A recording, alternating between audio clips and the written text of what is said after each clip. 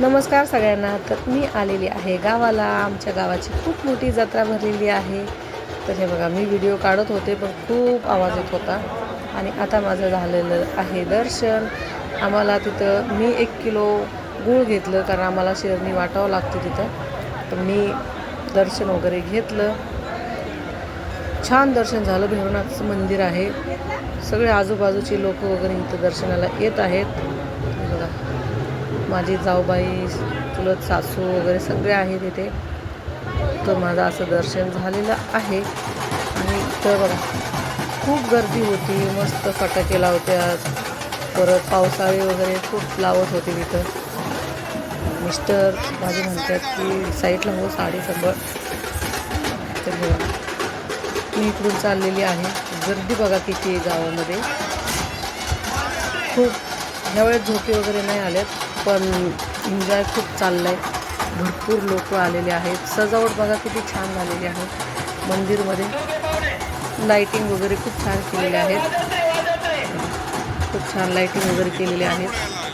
माझे मिस्टर तिथे वर्गणी द्यायसाठी गेलेले आहेत. मी इथे थांबलेली आहे. तर शूटिंग करायचं चाललं आहे आमचं. आणि बघा, खूप गोंधळ आहे, खूप गर्दी आहे. दर्शनासाठी पण खूप मोठी लाईन लागली होती. पण गावाची जत्रा म्हटली की खूप मजा येते आणि एन्जॉय पण वाटतं, कारण आपण सगळे मिळून मिसळून तिथं राहतो, एन्जॉय करतो. सगळी फुल फॅमिली असते. आणि असं दिवस फक्त वर्षातून एकदाच भेटतं आपल्याला. त्याच्यामुळं सगळे मिळून असंच गावाला जात जावा आणि असंच एन्जॉय करत राहा.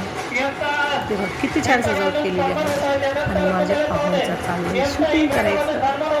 ते मला इकडे बोलत होते, तर मी इकडे आले.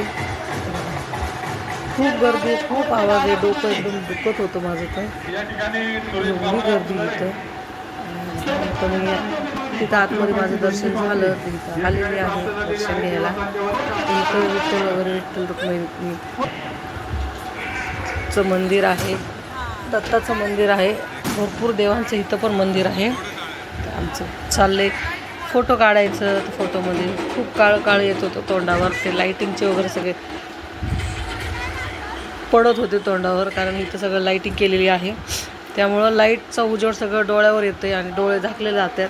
त्यामुळे आम्ही साईडला झालो आणि फोटो काढत होतो. तर हे बघा, खूप मजा येते. मंदिर बघा किती मोठे, गर्दी बघा तुम्ही. आणि इथं ही काठी, इथं याला नाचवतात. मस्त ढोल ताशे सगळे वाजतात. तर कसं वाटलं आमचं गाव. अजून सोंग वगैरे पण चालू होणार आहेत. तर रात्रीच्या